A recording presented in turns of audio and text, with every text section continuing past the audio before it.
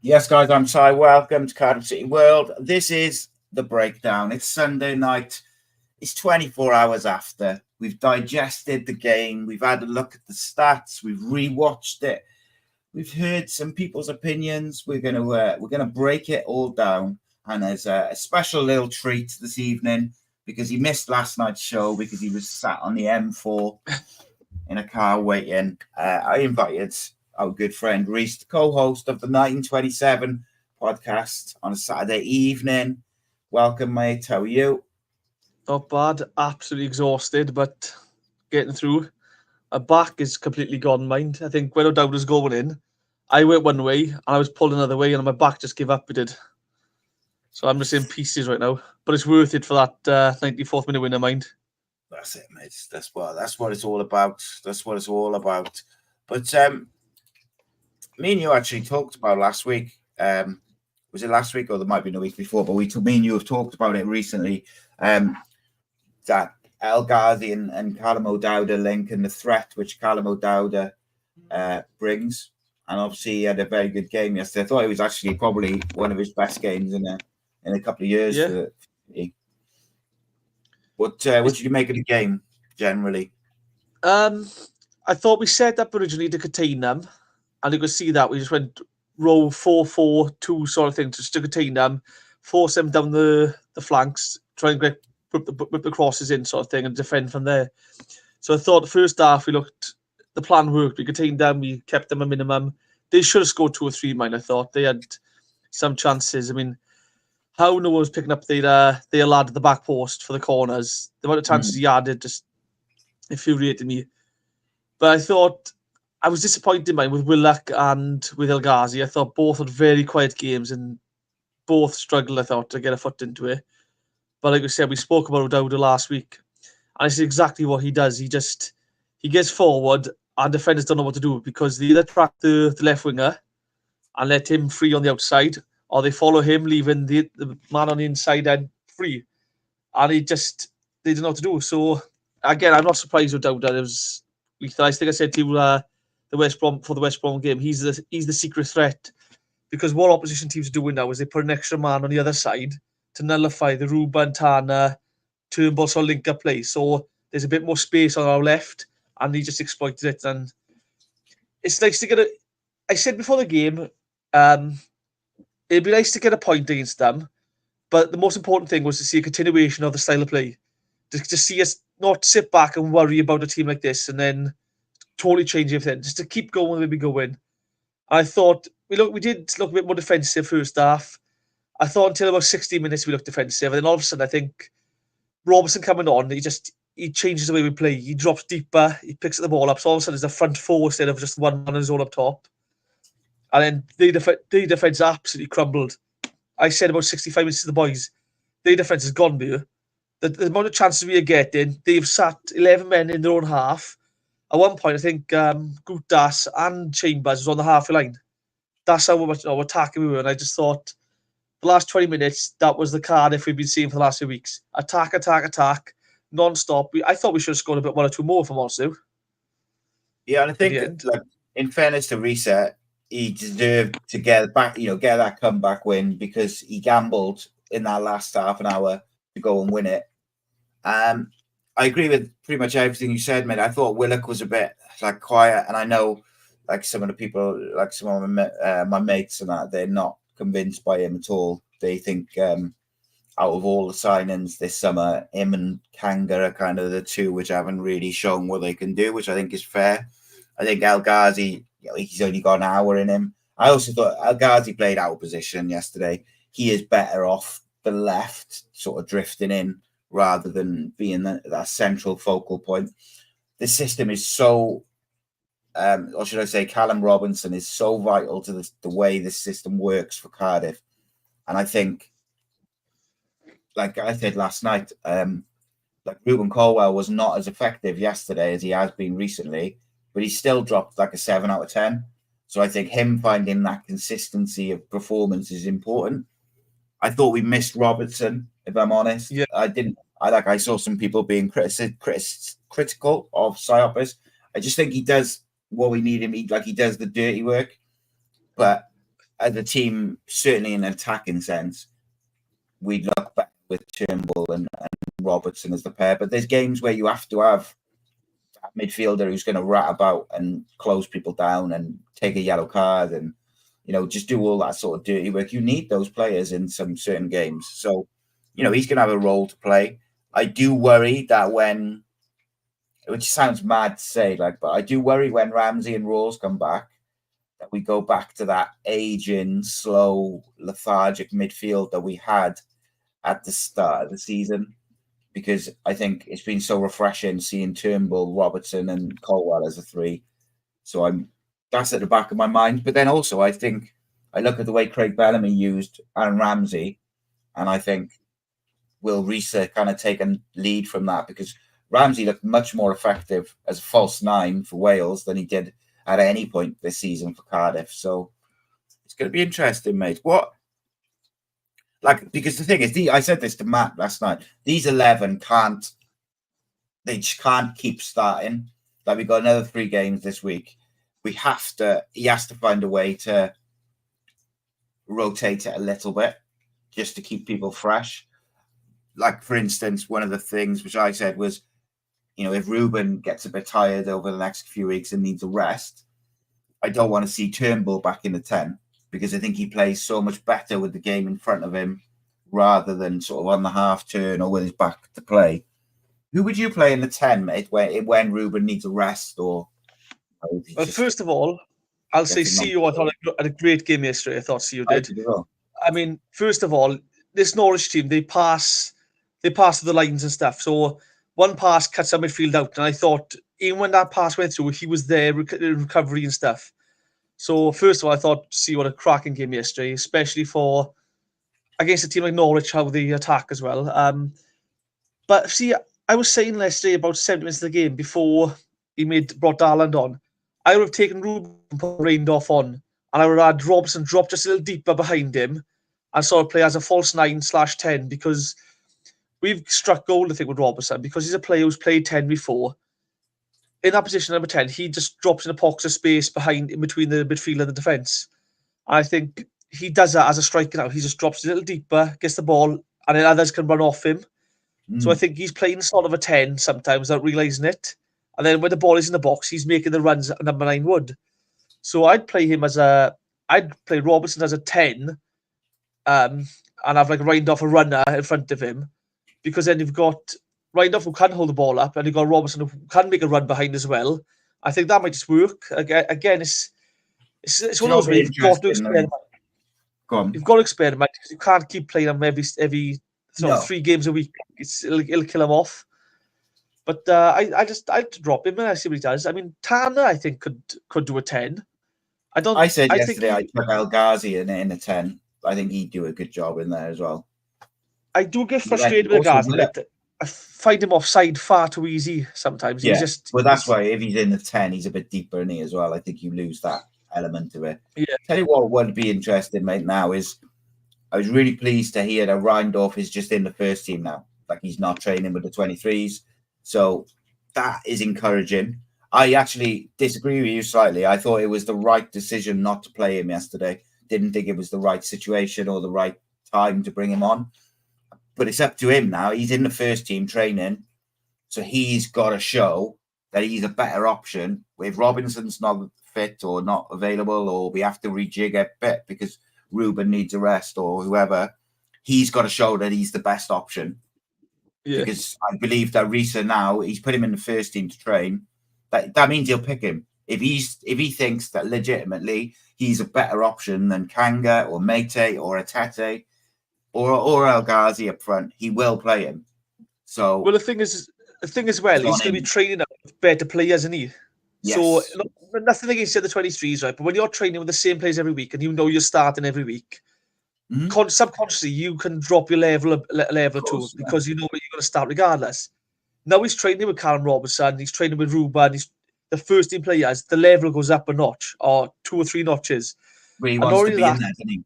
he wants it. Like, he wants to be in there. You get to learn off these players as well. So you learn what Ruben's not going to do. You learn to see what balls he's not going to play. You've got a player like Robertson who's been there, done it. You'll be learning off him. What runs I should be making? What should I do in this position?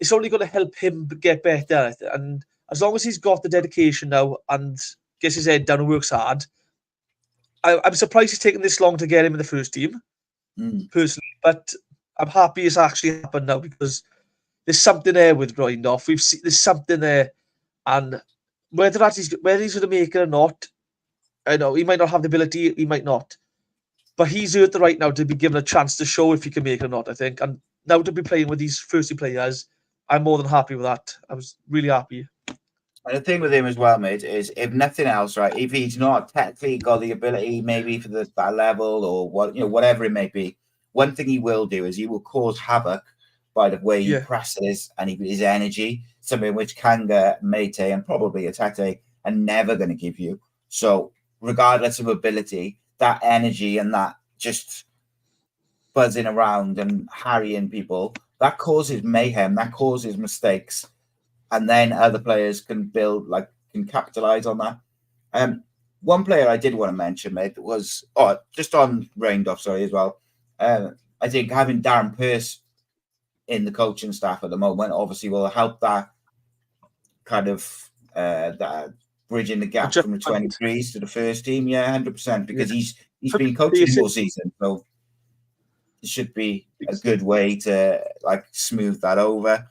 I think we might see, I was thinking about it last night, when Tanner, Colwell, El Ghazi, when they need a rest, who are we going to see? And if you'd asked me a couple of weeks ago, I'd have said, probably Mate, Kanga, these people. But I actually think we might see Ashford play off the right, Willock maybe in the 10 or off the left, when these people need resting or rotating, which they have to be.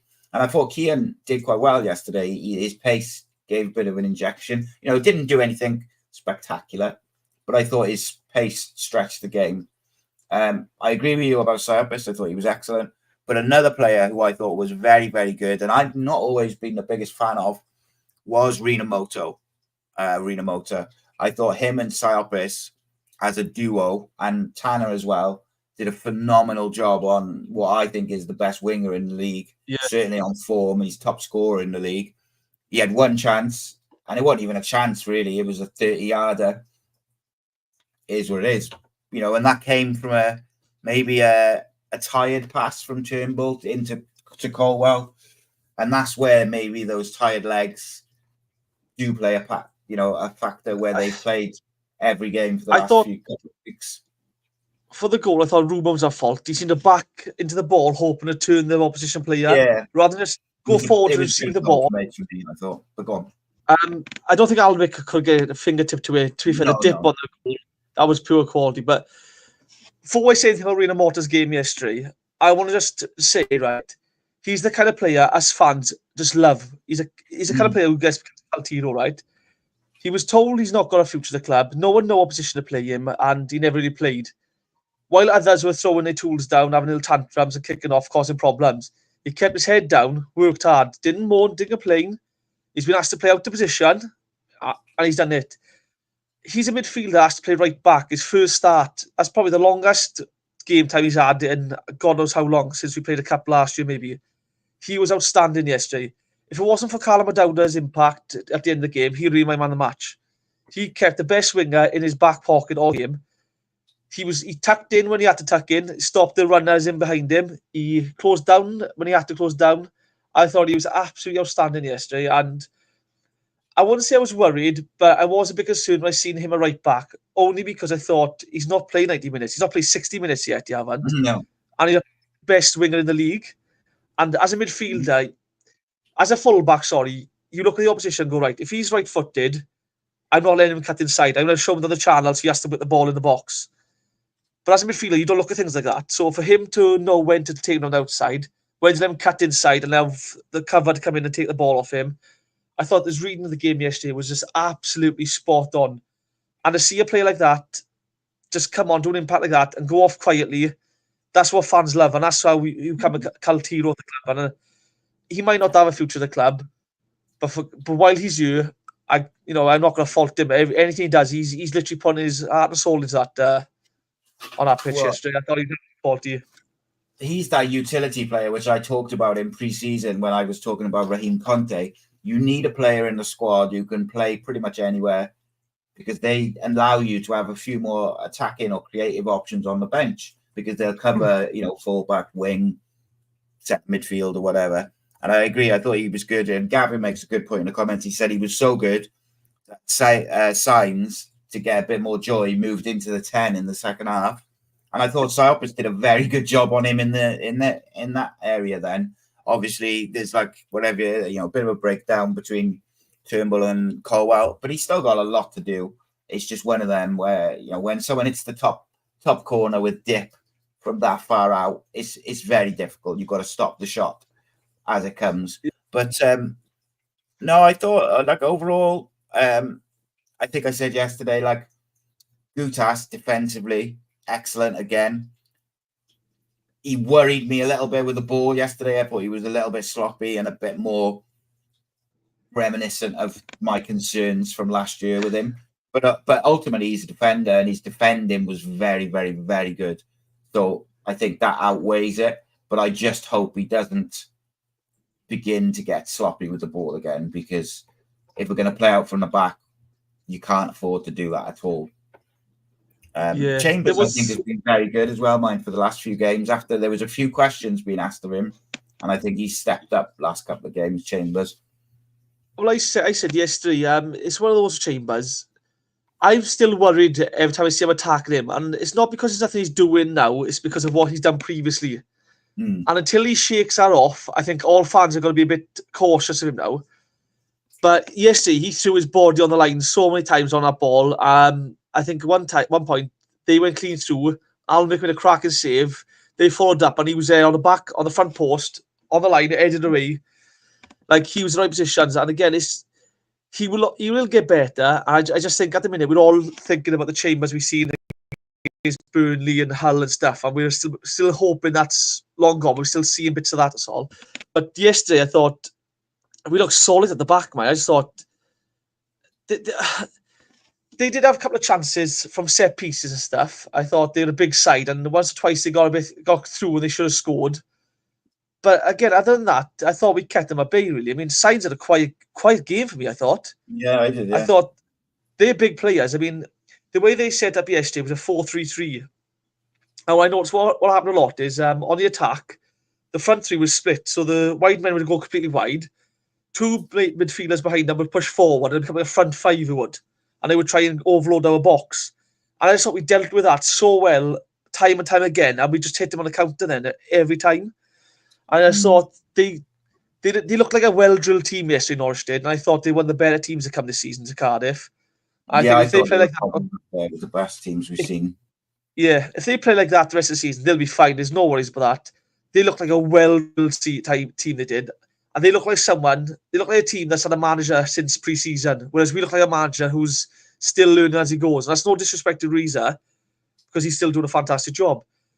But you just think, if we can get a well-drilled thing going like this now, we could be playing the way like Norwich are playing, and we could be dominating games away from home, which doesn't happen often.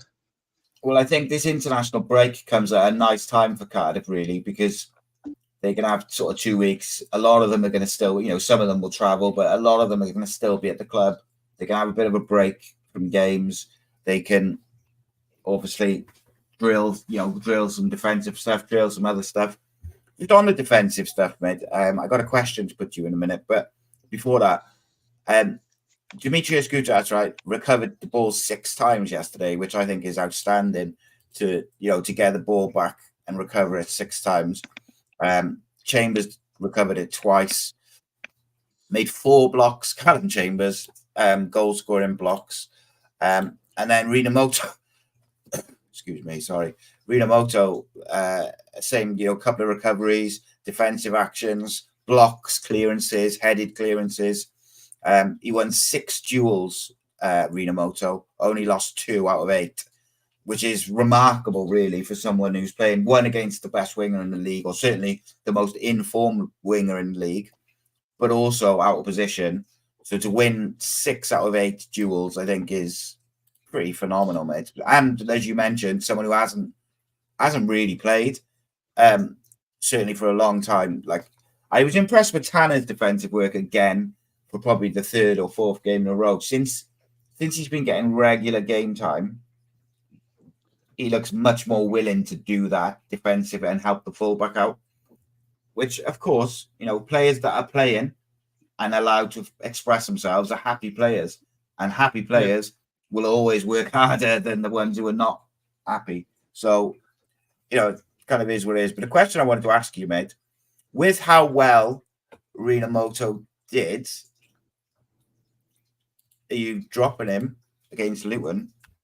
Is Perry NG back on Saturday, or is it on Wednesday, or is he back Saturday? I believe he's back Wednesday. I think it's a 1-match ban for 5 yellow cards. Yeah, I think so.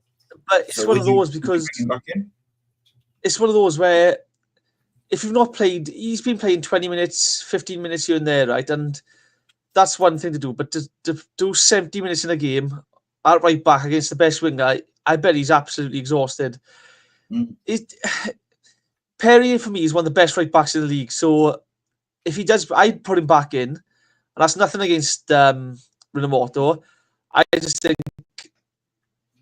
think you got one of the best right backs. You can't in a midfielder. So, but again, one of the stats you mentioned, the stats then, one stat that won't show up anywhere is the amount of times he got touch tight through Sands, right? And Sands was forced to just give the ball back. It won't get like that, but he constantly put him under so much pressure. He was forced to give the ball away time and time again, and that just shows that he was in Sands' head as well at that point. And for a defender to get in someone's head like that, a creative player, that shows how good a game he had. But I thought Darland looked good. Come on, mind at right back. Yeah, he did. I think he's a Rolls Royce of a defender. I do. I think I think long term, him and Fish are going to be real good pairing, but they've got to earn their place back in the squad. And rightly he did so. something that it reminded me of Sean Morrison a bit. I remember we played Swansea a few years ago, and Ryan Brewster came on, and Sean Morrison, the first thing he did was go to the back of him, take him out, and let him know he's in the game. I think Darland, yes, the ball was going high, and he just went to the back of one of their players, just to let him know, I'm here now. You're not dealing with a runner like Rinamoto. You're dealing with me now. I'm going to get stuck into you. And he left his mark or something. I just thought, seeing something like that, I thought, that's going to get the fans going now. It's another kind of defensive work you got up against. I thought he looked so good. It's one of those where you can't disrupt a settled back four. But by God, as soon as he's ready, I'd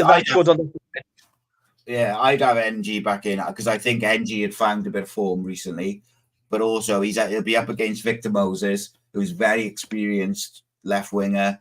He obviously not going to be as pacey as he used to be back in the day, but he's a decent footballer, and they've got some real clever footballers down that left hand side and in the 10. And I think Perry will come back in. It'd be interesting, mate, against Luton because Luton play 3 at the back with Mark McGuinness as the central one, and so 2 at the back then.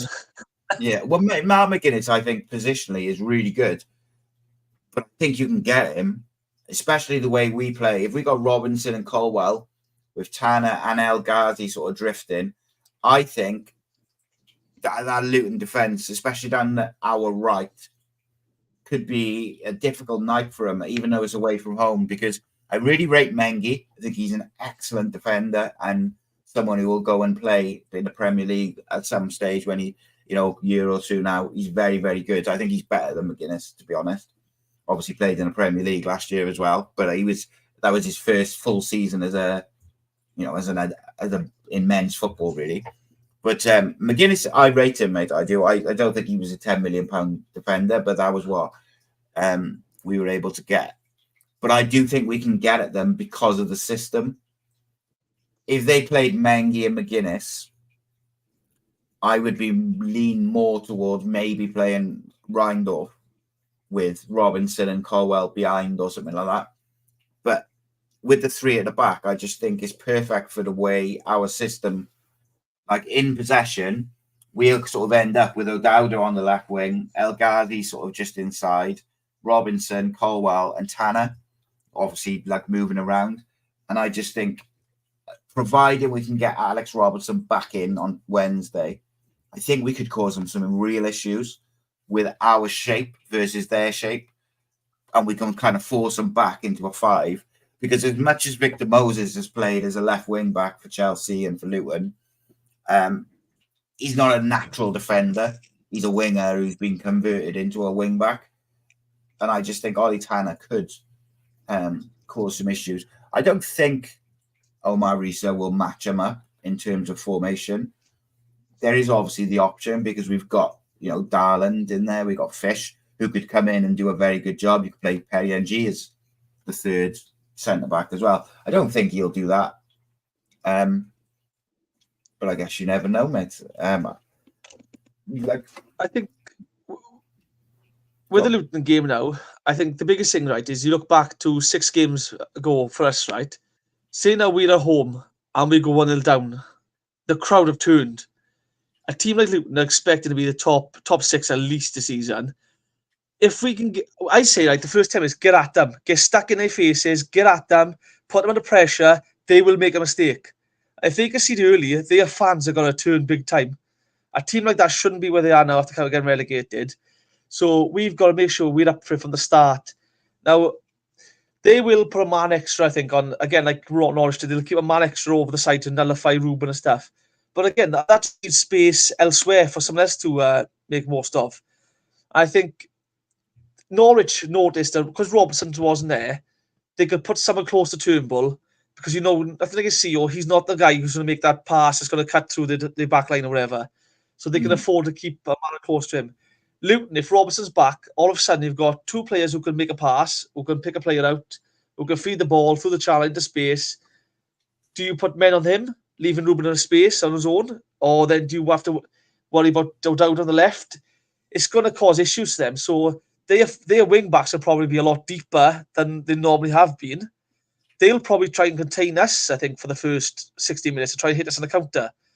But I reckon if we go at them for the first 20 minutes and get in their faces, we could make them crumble. They could fall after the pressure they're under.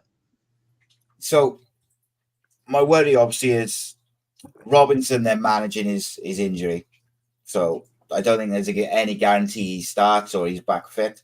So my worry is that we revert or we use, because we're away from home as well, he goes to like a Kanga or a Matey. And I really feel that is disruptive to the way that we play, because I think we work better with a mobile striker. And I think you saw that a little bit towards with El Ghazi. Whilst he's decent on the ball, he's not a natural centre forward, and he's not as athletic, he's not as mobile and quick and stuff as Robinson. If we assume, go on, sorry. I was just going to say, if we assume that the system's going to be the same, but Robinson's not fit to start, who would you start up front away at Luton? Like I wouldn't round off to play all the time, but it's one of those. The way our system works, you need a striker. The way our system works, you need a striker with mobility, a bit of pace on him. I think if you did play Kanga, the way we approach a game changes completely. We no longer play the ball into feet or into space.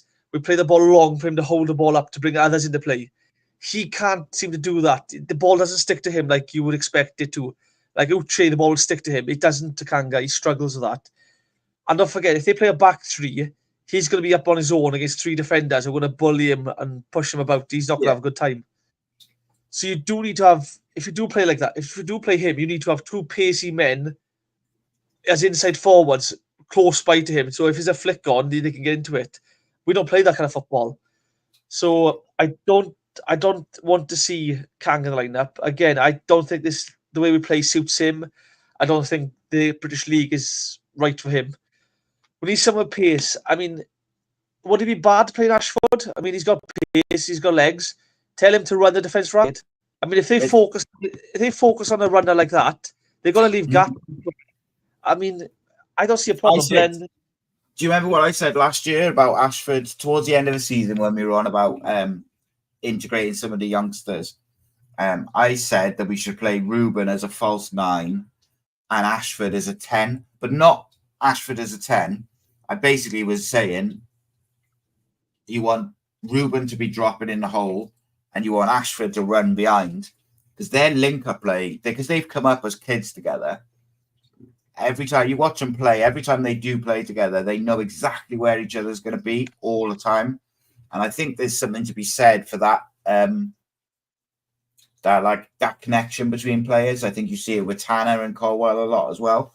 So for me, Ashford wouldn't be the worst scenario, but I think you have to get Ruben really close to him, because Ashford against Mengi and McGuinness probably gets physically dominated, so you'd have to get players around him.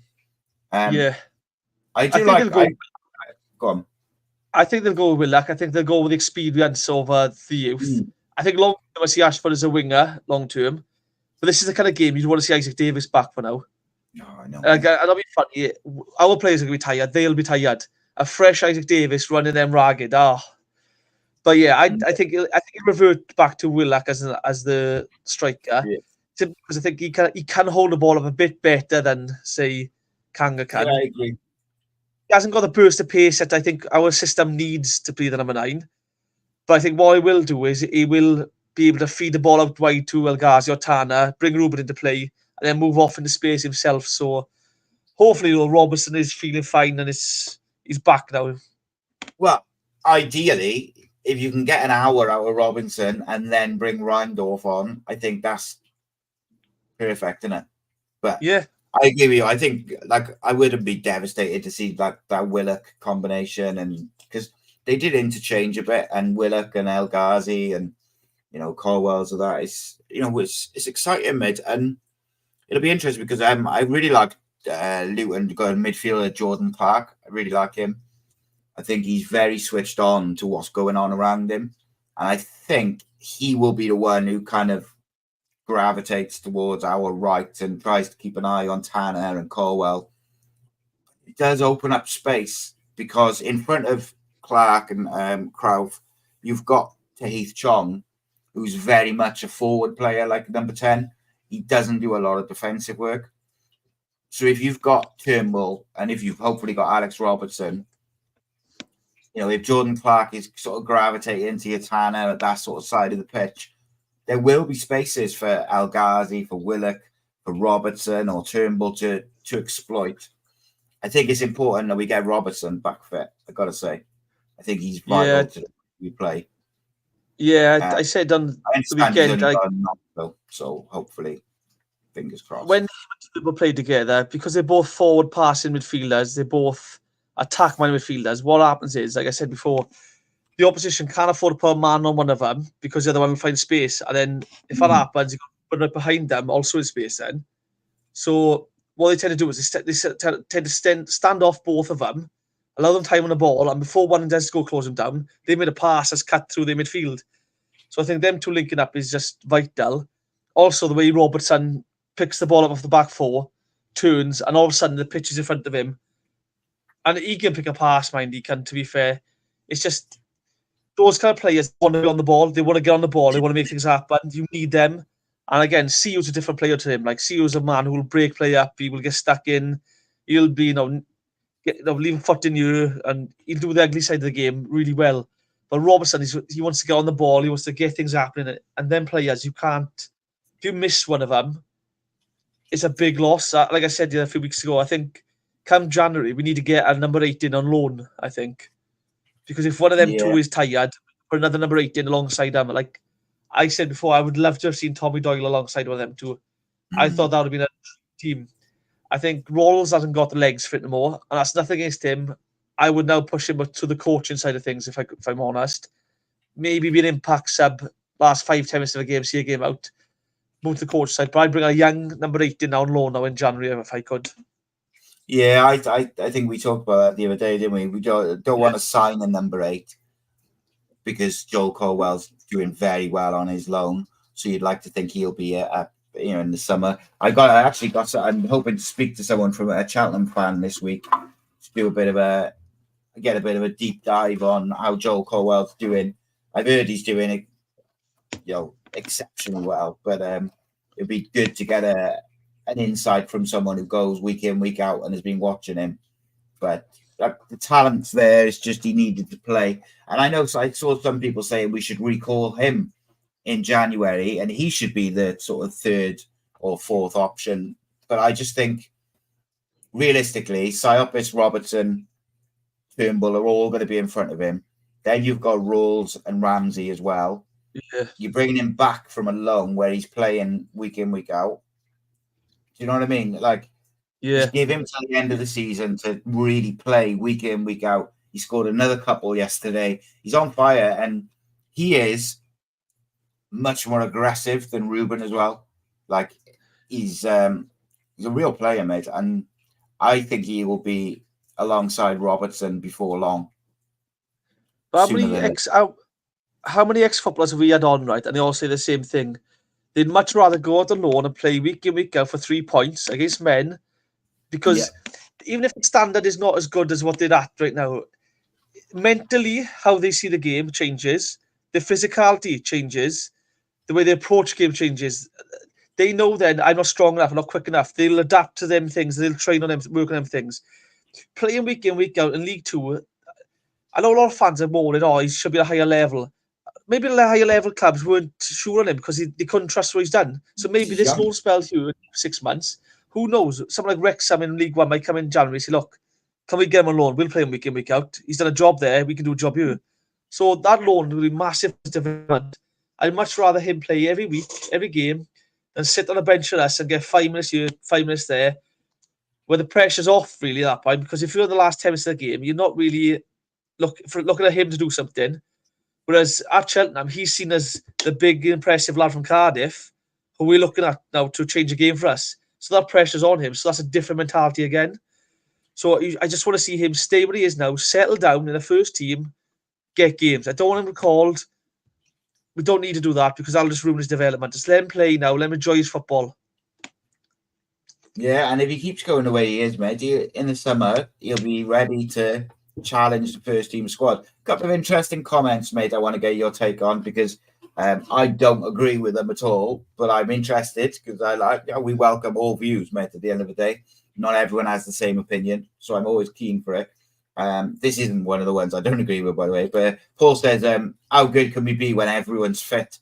And I think that's quite... there's a very optimistic side to it, and like when you think like when Isaac Davis is there and when everybody is fit, got a hell of a squad. And we will see some people leave in January, I'm sure, but it's a dangerous squad, mate. Dangerous. There's a lot of players with a contract in the summer as well, mind. I think Alwick's out of contract in the summer, Etete, I think Isaac Davis out of contract in the summer. I'm not sure if Gutas is as well, I believe. I think CEO might be. So I think there's an option on Siopis' one. Not sure about Gutas. The club should be sitting down now, right? Because Alnwick, they should be signing that, mate, for another 3-4 year contract. Honestly, I'd be saying to him, now, look, you settle, you're our number one, you're our captain now. We're not dropping you. We're not letting someone else come in now and take your place like we did before. You're number one. We want a new contract with you now. We want to get 3 or 4 year deal with you now. You're in the prime of your career now. From here on, you're going to be the best that you'll ever be at. And you're playing at the championship level week in, week out.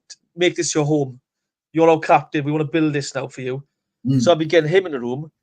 Gutas looks like he's back to his best. There's certain things you can learn as a footballer. You can get better at heading the ball, shooting the ball.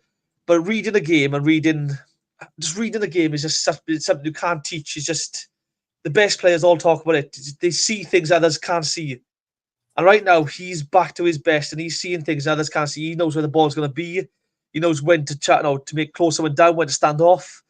I'd give him another year, if I'm honest. Under Riza, he looks like a different defender. There's a few players I'd be looking at now. I'd be saying like Etete, you've not done it yet.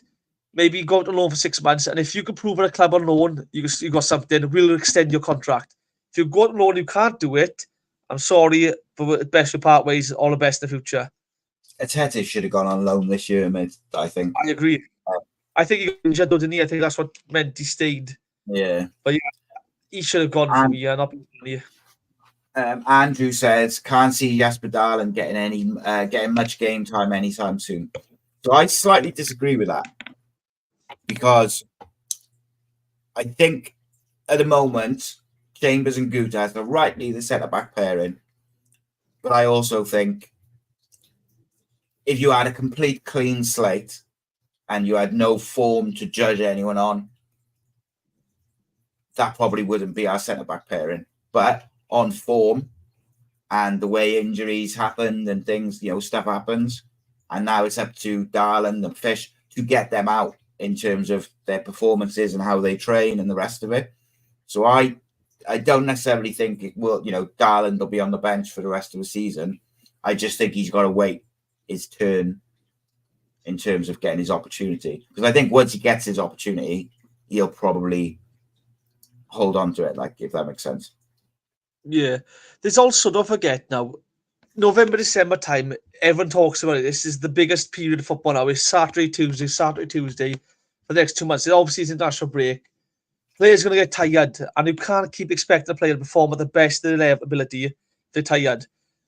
One thing I noticed yesterday in the game is when he brought Darland on, we sort of changed up the back we did. It allowed, he sort of went a bit more central, so it looked like a back three, allowing O'Dowda to push forward and effectively become another winger.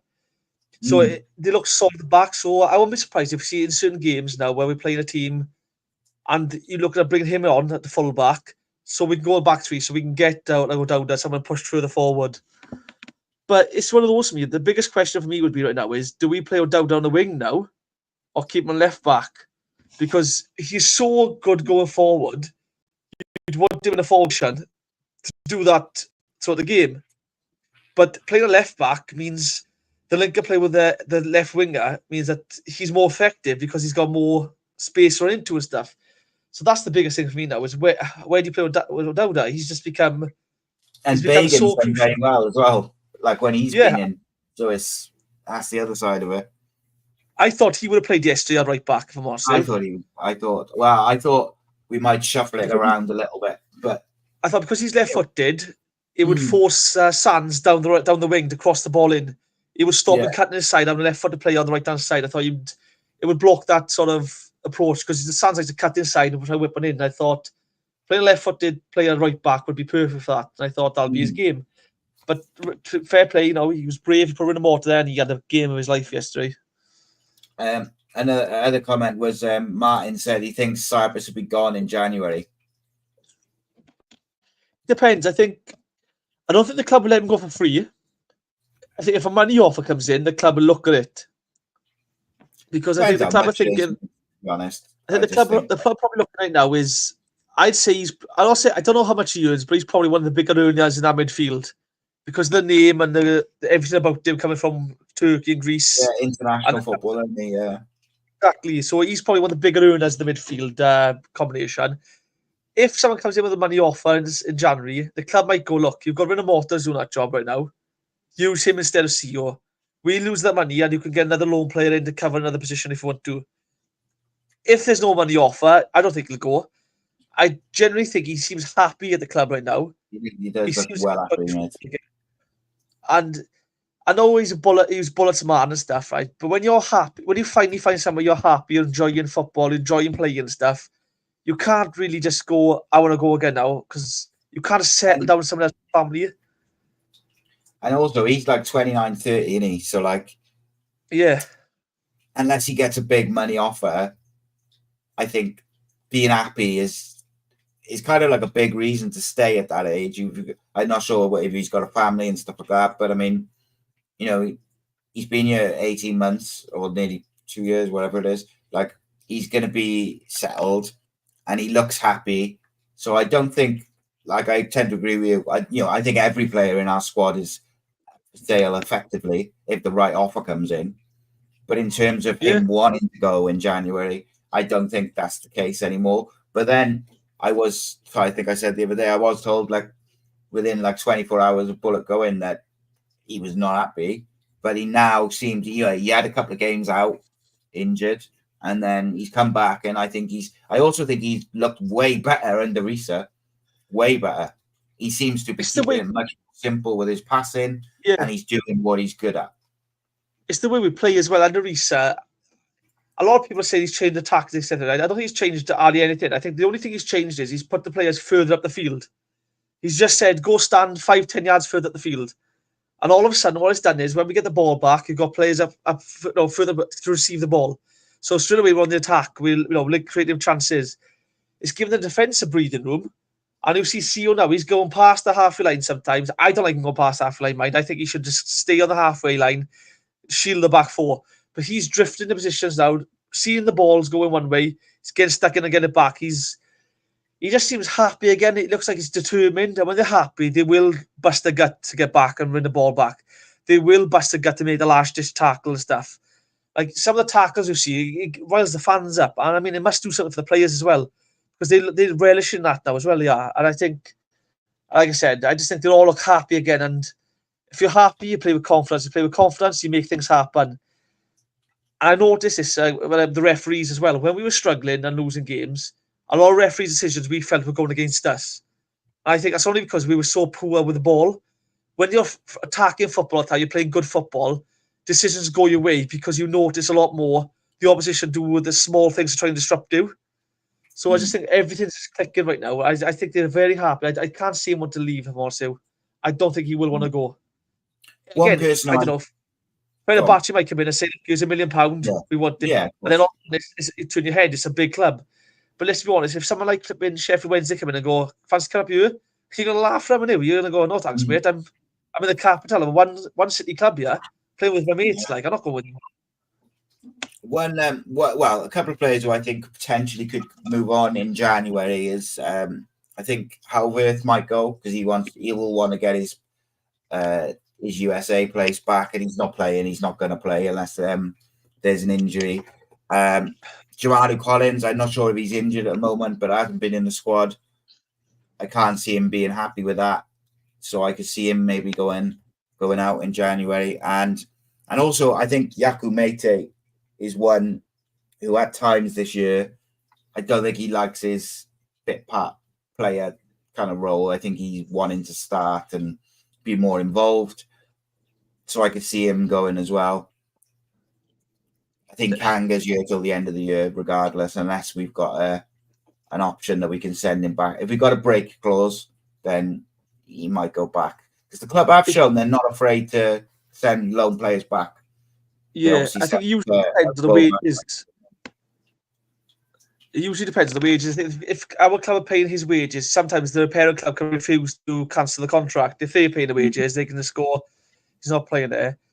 Mate Day, go on. Sorry. I was going to say, I know some loans have got they have a January break in it where either side's got the option to bring them back. Hopefully that's there. But regards to Mate Day, I'd rather see Ashford play on the right-hand side if Tanner's coming off as a sub.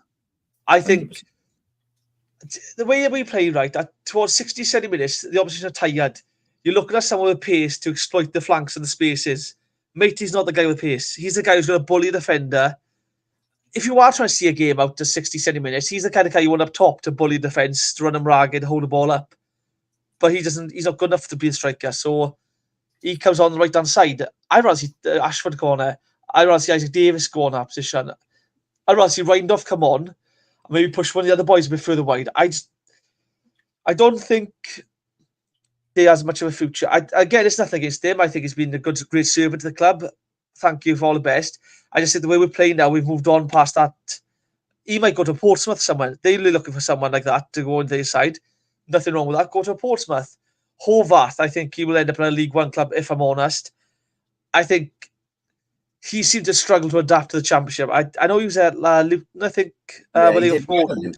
And that's why I was not excited by it, but I was quite pleased to see another good keeper come in who was proven in the Championship, and he has never at any point looked like the keeper which went up with Luton, at any point. He looks like he lacks confidence. He cannot come back for. I mean, we've seen that the amount of times the defence will look back and think, right, I'll pass the ball back to him instead, I'll pass it to someone else, and we lose the ball and they score. I think the difference in Alnwick to him is shocking how to see how good a proper keeper can be compared to what we and nothing against Horvath. I don't think Championship is his standard. I think League One, go to a promotion chasing team in League One. I mean, you might get your confidence back, you might become that player again at a promotion chasing side in League One. I don't think he'll have a future with us. Me personally, Jamalu, that's a strange one, that is, because he looked so good until he had an injury. he played 2 or 3 games. He just looked like a proper left back. He looked like we finally replaced Joe Bagan, and he got injured. And all of a sudden, when he did come back, he looked like he was scared to get stuck into the tackle. He would give the ball away as soon as he got it because he didn't want somebody to leave a foot in on him. I think he will go. You got Bagan now who can cover left back, and he's had a decent pre-season, decent cup games. He's young. You can develop him. I mean, he's 23, I think now he is, but you can sort of develop him. But I'd see him ahead of Gabriel Collins, if I'm honest. Yeah, and I think from Jamaru Collins' point of view, the age he's at now and stuff like that, he wants to be playing to make sure he's in his international team and stuff like that. And ultimately, I just think for Jamaru, like I do think Bagan's moved in front of him now because Bagan's had a chance in the league as well in some big games and done well. So it's difficult, isn't it? Like, because I think Jamaru Collins is a good left back, but he don't want to be sat on the bench, let alone out of the squad. So you could understand if he wanted to move on. Like he couldn't really. Don't forget, Darlan can play left back as well. When we signed him, they announced he can play left back or right back. He can play across the back four. He can. So you've got another top player there who can play left back. So again, I'm thinking same with Will Fish. I think I should have said it Will Fish alone. I would. I think he needs game time, and nothing against him. But I think you look at the bench right now, and you got Darland ahead of you. I don't think you're getting past Darland on that start lineup. No, nothing against him, but maybe he should go out and get some game time alone. Just 3 to 6 months. Yeah, I guess it depends on what their plans are for Gutas. Like if they're planning, in privately to not renew his contract at the end of the season, for instance, then you could send Fish out for the second half of the season, let him have some game time, so he's ready to hit the ground running then in the summer. But he's a really good ball playing defender, is Fish. He's not quite up to the standard of Darlan for me because he hasn't played as much football. And ultimately, playing men's football is what gets you better at football. But long term, I expect there will be Darlan and Fish will be in there. We've also got Louis Giles, as Martin says, who can play left back, and he's exceptional. It's just he's only 17. But I mean, if you've got Bagan and you've got O'Dowda, and then you've just got Louis Giles and K Pacquiao as kind of young backups, maybe Jamalu might move on. I want to get your take just very quickly, mate, or your predictions really for the Luton game, because we have the Cardiff City phone in tomorrow night. My player ratings for yesterday's game will be out tomorrow at some point. We also got the Luton, the full preview will be out on Tuesday. But I want to get your predictions because you're not back on, I don't think, till later in the week. So what do you think the lineup will be? And then what do you think the score will be? Alan Wick in goals, obviously. I think it'll be O'Dowda left back, Dash Chambers centre half, NG right back. I don't know how bad Robertson's injury is here because he said he picked up a knock in training, I think I read. So I don't know if that's rest him now until the weekend at a home game because you want to win your home games anyway. So if that's the case, it'll be CEO and Turnbull again tomorrow. Personally, I think Ruben needs a rest. I think he's looking tired now. I think he's looking a bit tired. I think Ruben will start though. That's the thing. I think Ruben will start. It'll be El Ghazi and Tanner either side of him. And I think it'll either be Willock up top or Robinson. Probably the same lineup as Saturday, except NG will be back right back. Yeah, I think Robertson will play if fit. It'd be my prediction. Yeah, I'll go for one. Go for the score. I think it'll be 1-draw. I think it's just two very tired teams that will try and do something for like 20-30 minutes and we'll find they both tired and they'll both nick a goal. But I just think it'll be nothing wrong with a draw against away to Luton. Mind, this is a team that should be up there. So on paper, they're a strong side. But I think it'll be a tired 1-1 draw. I think the international break will be coming around the right time for us just to get some much needed rest and It's 11. It's interesting, mate. This Luton game, these are the games where you really learn about managers tactically, because Luton they should be up the top, in the playoffs and right up there. But they haven't won a game in 3. They've only won 1 in the last 6. They are struggling. They're one place. They're level on points with the relegation zone. If we can get our tactics right, there is, I think, we can go there and win. I think he needs to refresh it a little bit, just because we've played a lot of games back to back, a few little tweaks here and there, and I think just maybe add a bit of energy, bit of where players are getting tired. Even if you maybe use Ruben off the bench, something like that, play Reindorf, or I don't think Reindorf starts. I think he'll come on. I do think he'll come on now in the second half. But it'll be interesting, because we know all about Matt McGuinness, so they know what he's good at and what he's not good at. So you'd like to think that they will try and work around what he's not good at to try and get the better of him. But final question, mate, of the evening for you. Will Ruben Corwell be in the Wales squad? And if not, why? I hope not. I think the lad needs a rest. I genuinely think he needs a rest now, because this is his first proper run of games, and he's playing 90 minutes in these games as well. I think he will get called up. I think his form has dictated. If he doesn't, there'll be questions thrown at Barmy. So I think he will get called up. Whether he plays in the games or not is another thing, because when you look at the front line of like Harry Wilson, you've got Brennan Johnson who can play, you've got Dan James who can play a strong lead side. You hope if he does go, it's just to be around the first team players, and he won't play, I hope. And that's not because I don't want Ruben getting caps or nothing, but I just want, as a selfish Cardiff point of view, I want Ruben to get a rest. Yeah. So I think he will get picked. I do. I really do. I think he's earned it. I mean, there's no better number 10 in the championship right now than him. Right? At the minute, he's been so fantastic. No, I agree. I think there's questions to be asked. Obviously, Ollie Cooper's got an injury as well, which opens up a midfield space in there. I don't actually think he will play unless Bellamy changes the system, perhaps, because I got a feeling Bellamy might go with like a 3-4-2-1 in the one game with 2 number 10s. So maybe there's an option that he gets in there. But I like, he 100% deserves it. But then Dan James is fit, so he deserves to be in the squad for his consistency, if nothing else. Like I was saying yesterday, he wasn't as effective yesterday, but I still would have rated him 7 out of 10. Like, he still had a decent game. It's one of those where he wasn't effective on the ball, but what he offers means that the opposition put an extra man on our side. So even if he doesn't impact the game as you'd like him to, it's still, because he's there, he can open space up elsewhere for others to exploit. One issue I did have yesterday, mind, which did frustrate me a bit, is when we attacked on the right-hand side with Tana and Ruben and stuff, a lot of players seem to go stick that side. So amount of times we got the ball wide, it'd be Tana, Ruben, Turnbull, Rinamorta, stood next to each other basically, passing the ball back and forth. None of them want to whip the ball in, they'll try and pass the ball in. And on the opposite side, you got Dan who actually drills the ball in the box, gets the ball in the box.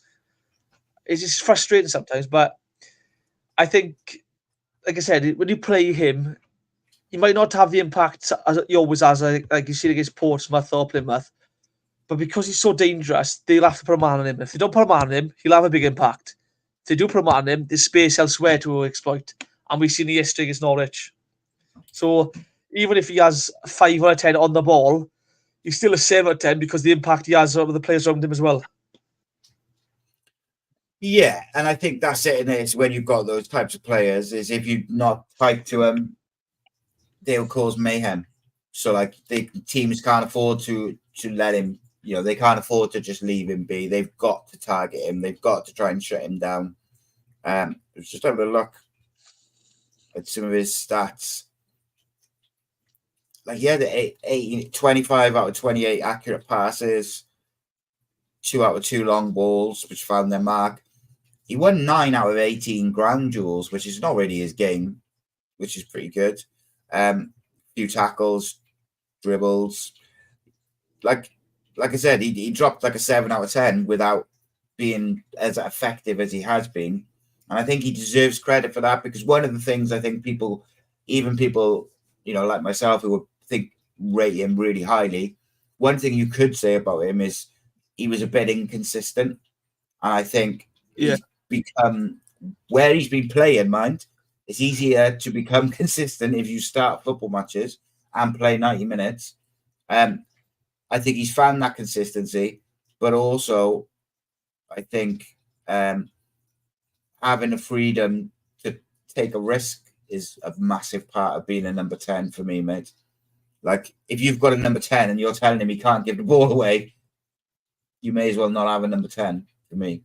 I think he will benefit a lot as well from having a pacey man on the wing after 60 minutes, because the game opens up for us towards the end of the game. The game opens up a bit, the pitch opens up a bit. Tanner looks exhausted normally after 60 minutes in here. And that's nothing. It's not his fitness levels or nothing. It's just because he's busting a gut that bun down non-stop for 60 minutes. That drains you, that would. I mean, that's a hard job, that is. I think, imagine Isaac Davis coming on 60, 70 minutes of the game, or Ashford with a bit of pace.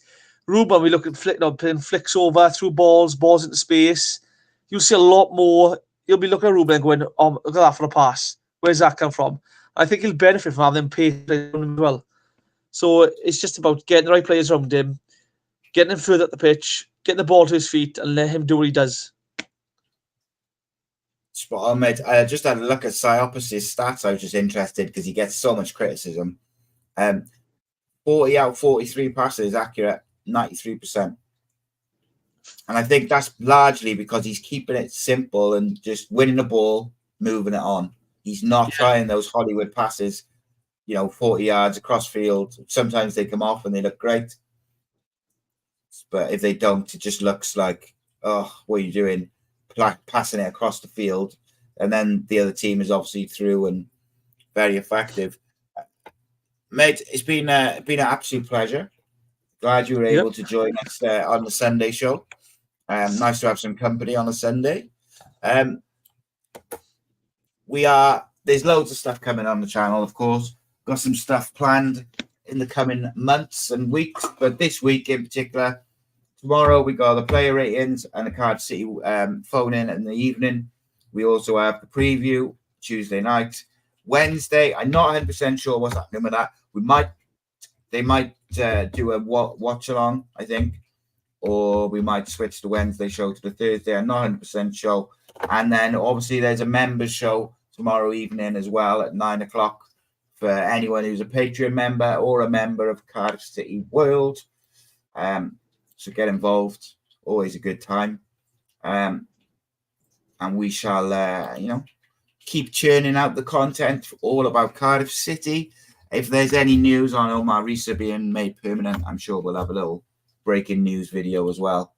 Because, Cardiff City content 7 days a week. By fans, for fans. The way to be. Rhys, I will see you on Friday. And appreciate you joining me, mate.